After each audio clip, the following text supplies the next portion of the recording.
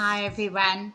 We are so pleased to have with us today Bettina Campolucci Bordi from Bettina's Kitchen. I hope I pronounced that well. She is Yes. very well known for her recipes, her retreats, her travel. She's a founder of Bettina's Kitchen Academy, and she's also an activist. And so I'm going to hand over to you straight away just to give us a brief introduction. We're so glad Yeah, that you're joining us. thank you so much for having me and thank you for that lovely introduction. Yes. So I've got my hands stuck in a lot of pies and I've been in the wellness industry for over a decade. I started out as a retreat chef and running my own retreats in southern Spain. And then that span into focusing and specializing in plant-based and free from food, which, 12 years ago wasn't really a thing.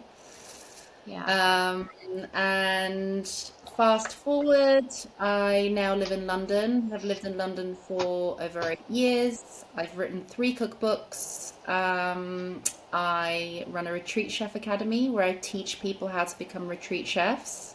I am still involved in the wellness industry. I currently run a retreat in Bali, and I'm also about to launch a retreat in Japan. Oh, And amazing. I still do lots of recipe development for brands. I specialize, I think in the last decade, I've moved on from the word vegan and prefer the word sustainable, climate friendly food, whole foods, foods that are good for the planet and healthy and good for you Perfect. and good for sustainability. Amazing. Okay, what led you to become involved in health and wellness, and what drives you to keep going in this domain?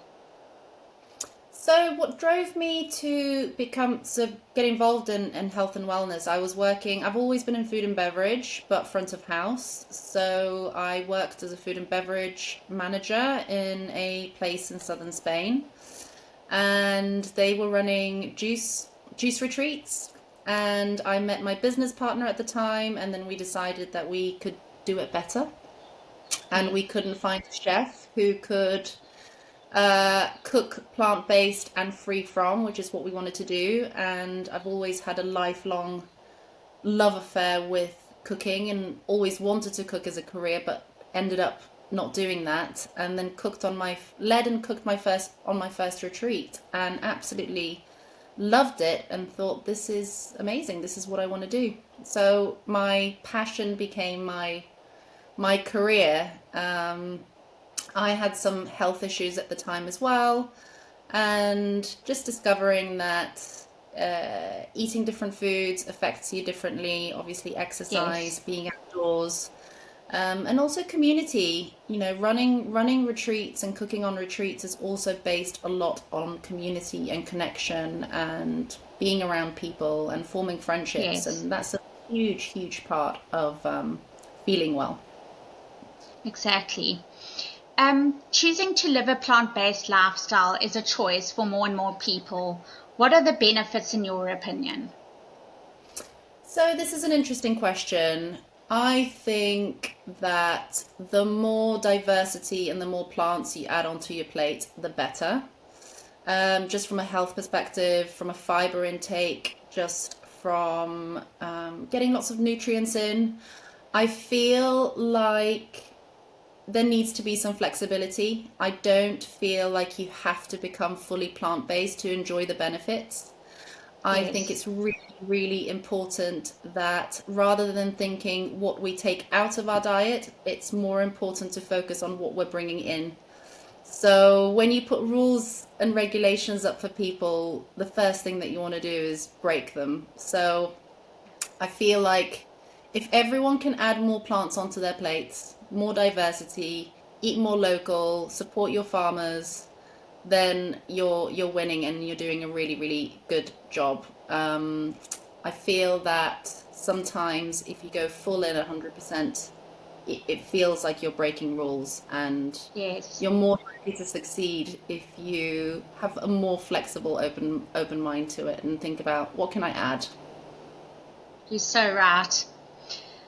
Um, One of the things I love to explore is trends. What's happening at the moment, and what do you forecast in the plant-based food domain for the upcoming year? So there's a lot of drinks happening at the moment, a lot of fermented drinks or drinks with fibers. I feel that mushrooms are having a moment. They have been having a moment for quite a while, but adaptogenics like the reishis and chagas in forms of tinctures and drinks. So they are definitely, there's so many amazing properties with mushrooms that we've, just scratching the surface with. And in terms of processed foods, I think there's a lot of additions. So, like healthy granolas, healthy drinks, healthy tinctures and powders, which is incredible. And I'm a massive supporter of healthy options. Yeah. It brings me back to basics. And I think that is also having its day in terms of the less ingredients, the better, and let ingredients speak for themselves. Like an amazing tomato is delicious with a drizzle of incredible olive oil and a sprinkle of salt. And, olive oil has got incredible properties on its own and is a superfood. So my motto has always been less is more. However, I'm excited about products as well. So I would say mushrooms are Yes. having a moment. Amazing. Let's chat about female health and wellness. What are your thoughts on health and a woman's rights to correct information and care? I think there's such a grey area on this, and it's so difficult and tricky. And I think that we've just started talking about it, especially when it comes to perimenopause. I think it starts a lot earlier than you think. Late Yes. 30s for some, and there's a grey area of at least 10 years, I think, until you end up in your 50s. And it's really difficult to track and to figure out what works for you, because if you take blood tests or if you take tests, it's a snippet of that moment in time, and things change and evolve so quickly in our bodies. Mm. I think it's getting better. There's much more information out there. There's many more things that you can take and do for your health. Mushrooms, Yeah. again, I'm going to go back to mushrooms, ashwagandhas, the maca powders, that sort of thing.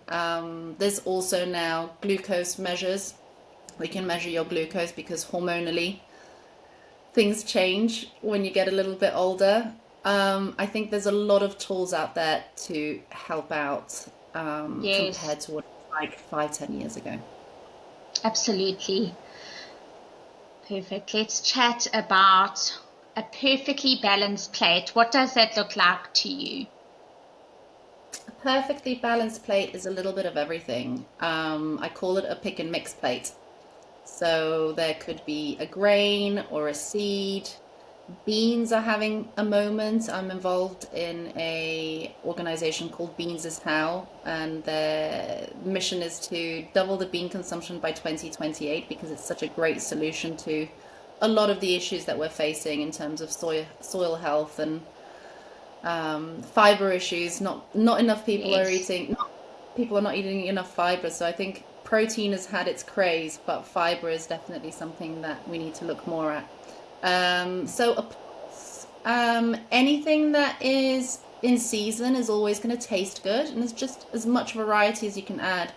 Very good olive oil, a squeeze of lemon, and happy days. You're sorted. Delicious.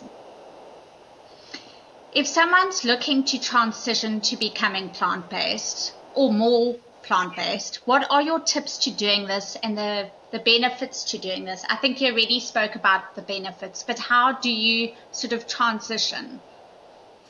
I think that again, it's looking at a plate model and adding as much to it as possible. We've had that plate model where it's a little bit like 70% animal based Yeah. and 30% vegetables. I think it's a good idea to switch that percentage where you've got 30% animal based and then you've got 70% vegetables in your transitioning period. And things like if you're making a curry, add 2, 3, 4, 5 vegetables into that you wouldn't normally add into. I always also say that if you in the UK, I'm not sure what it's like in South Africa, but in the UK you can subscribe to a veg box, which means Yes, you're supporting a farmer, you are supporting local produce, it's in season, it's well priced, it's going to last a lot longer because it's usually organic, and organic produce does last a lot longer in your fridge, so you're wasting less. And that's just a great way of ticking off a lot of boxes. And also because you're eating seasonally, you will be getting stuff in your box that you might not be buying or you wouldn't exactly. go for. So, Mm, the sweets, the celeriac roots, the beetroots, those kind of ingredients, which makes you think out of the box, and it makes you does. cook with, yeah, makes you cook with those ingredients. So that's my biggest tip is subscribe to a veg box or go to a farmer's market and just add more. Okay, perfect. Let's talk about food as medicine. What are your thoughts on this? I think it's tricky. It's a very big subject. I think food as medicine, absolutely. If you stick to whole foods, stick to incredible ingredients. It's very tricky just because of soil health and what's going on with soil health at the Yes, moment. How things are grown. Something might be organic, but then it might be next to a field that's not organic. Obviously, things travel in air. We have different things in our water supply at the moment. So I think by all means, food is medicine, but then there's supplementation and there's a lot of other things that we can do. And there's a lot of other factors that play into wellness, like community. yes, Loneliness is a huge thing. Have you got a support system? Have you got friends around you? Stress factors. Stress is a major, major thing. Do you get stressed easily? Are you suffering from burnout? Are phones, a blessing and a curse? yes, I think that's going to be the next big thing in terms of screen time and how much we are in front of our screens. So I think food plays a very, very big role in our well-being, but because of the world that we live in, there are so many other factors that also play a big role. You can be a super healthy eater, but then you can be super stressed, and exactly. Mm, you've got to balance it out. exactly. Okay, so the next question is about nourishment. Let's unwrap this a bit and we can bring in your retreats as well because you focus on that during the That's retreats. Yeah, definitely. Nourishment in what sense? In every sense, I think it sort of speaks to holistically to wellness. So your physical wellness, your mental wellness, spiritual wellness. Yeah, absolutely. Nourishment is, it's a huge theme. And when it comes to my retreats, I don't give out schedules. The days are planned, but there's also plenty of room for yourself. I think a lot of people don't take time out. So the week that you take time out during the retreats that I run it's really important that you've got time to be with yourself, with your Yes, thoughts, figure things out. There's no noise around you. You are looked after in terms of food, fed 3 times a day. So we focus a lot on the gut microbiome and getting as many plants into you as possible so that we reset that and feed it as much as possible with goodness. Followed by yoga, and the retreats that I run in Bali also include incredible, incredible healers that I work with, who have had healing sort of passed down through generations. So it's just something that, is part of everyday life. And then community, which is huge because people become friends and heal yes, each other. There's always a big reason why people come together at a certain amount, at a certain point. I've had clients who've postponed a retreat and then they've ended up on another retreat, and you can see why they were not meant to be on the retreat before and why they yes, are on the retreat that they ended up on.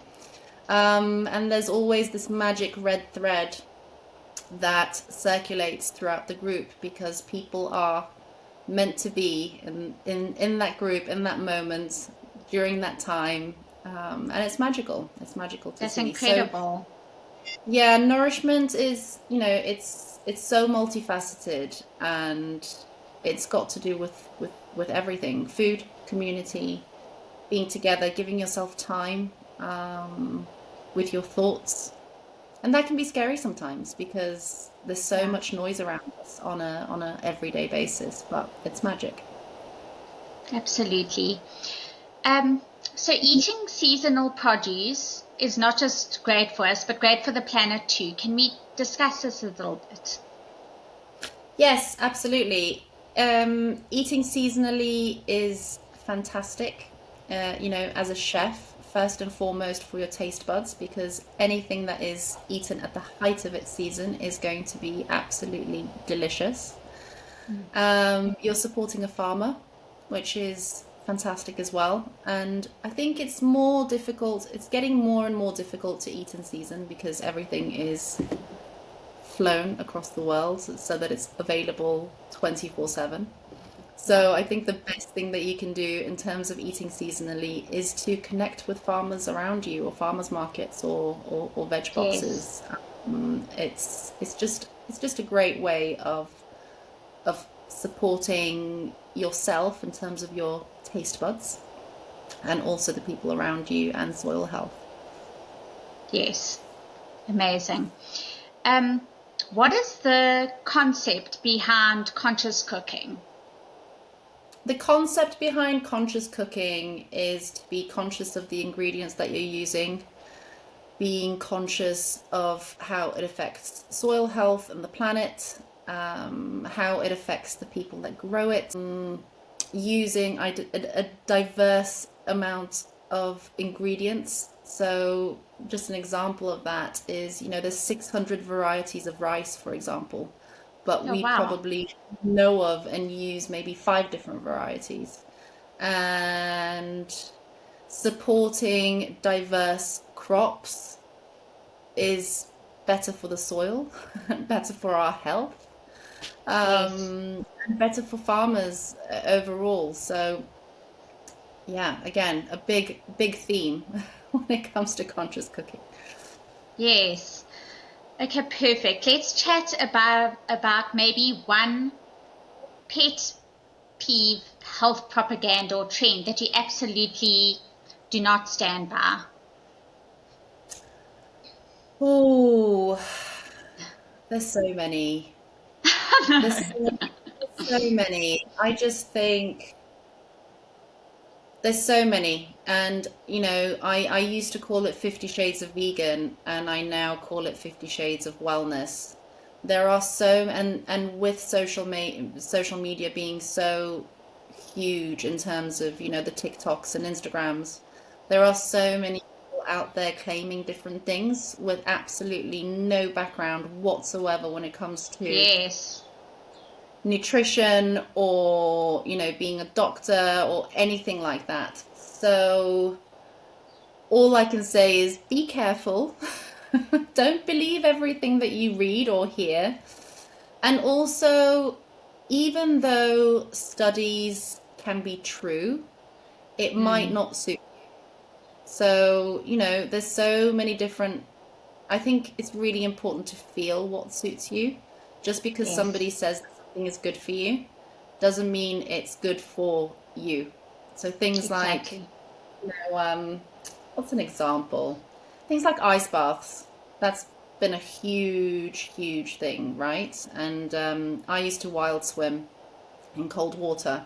It just didn't make me feel good. Mm. And now there's studies that are coming out going, might not be a great thing for women to do at a For certain women, age yes. Yes. when it comes to hormonal health. And I'm like, there we go. But it takes time for studies to Exactly. come out, and then everyone jumps on this bandwagon. And it's a pretty risky thing going into water that's super, super cold. You are essentially shocking your body. So Mm. it might suit certain people, and they might feel amazing from it, but then there's others that don't. So rather than pinpointing a specific thing, I would just say, be careful. Exactly. Perfect. Okay, are there any upcoming events, workshops, collabs, retreats, in case anyone watching would love to join? Yes, absolutely. So I've got an upcoming retreat in Bali that starts mid-November. There's a couple of spaces left. I actually had three South African ladies come on my last Oh, retreat in lovely. February, and I had somebody from South Africa come the year before, which is amazing. So I've got an upcoming retreat in November and one in February 2026. And then I've got my Retreat Chef Academy, I've got September and November fully booked, and I've actually got a waiting list. So if you are interested in joining the academy, I'm going to be releasing those dates in October for Yes. 2026. Amazing. And if anyone wants to get hold of you, I know your Instagram is very, very active, and Yeah. your emails on their website. Yes, it's info@bettinaskitchen.com. Get in touch, or just get in touch via DMs on Bettinas_kitchen, and happy to answer any questions that you have. Amazing. Thank you so much for joining us today. It's been so interesting, and yeah, thank you for being with us. Thank you so much for having me, and good luck with everything. Thank you.